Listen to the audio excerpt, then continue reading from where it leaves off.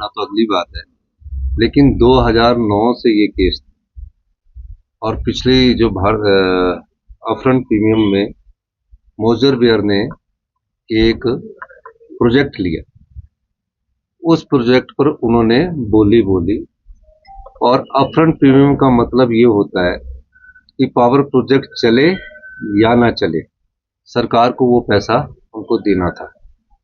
तो उस upfront premium में जो हमारे उस समय की ऊर्जा नीति थी 2009 में, क्योंकि मैं विधायक भी था, उस ऊर्जा नीति बनाने में मेरी भी थोड़ी भूमिका थी, तो मुझे इसलिए उसकी ज्यादा जानकारी है।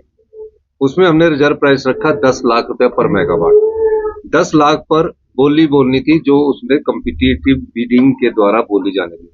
तो उसमें 10 लाख मेगावाट से ज्यादा बोली बोलकर मोजर बेयर को ये पावर प्रोजेक्ट अलॉट हो गया।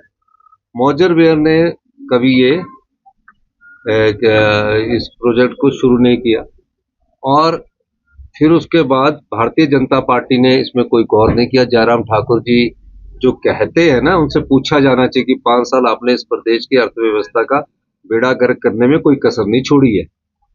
तो उसके बाद आर्बिट्रेशन में गए, और मुझे आर्बिट्रेशन में ये कहना है कि आर्बिट्रेशन में सरकार के केसेस जीते नहीं है। अब 64 करोड़ हिमाचल प्रदेश के लिए कोई बड़ी बात थोड़ी है, लेकिन हम लीगल पहलू पर लड़ रहे हैं।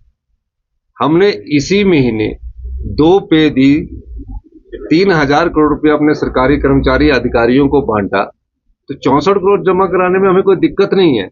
लेकिन जुडिशरी को भी देखना चाहिए था, कि मैं ये बात कहना चाहूंगा कि थोड़ा सा इन चीजों का ध्यान रखा जाए कि हमें किस नियम और रूल्स के तहत वो इस प्रकार के जो फैसले हैं वो कर रहे हैं। मेरा ये मानना है कि आर्बिट्रेशन के पैसे जो जमा करने के बाद हमें ये देखना है कि क्या हम उस केस को लड़ेंगे।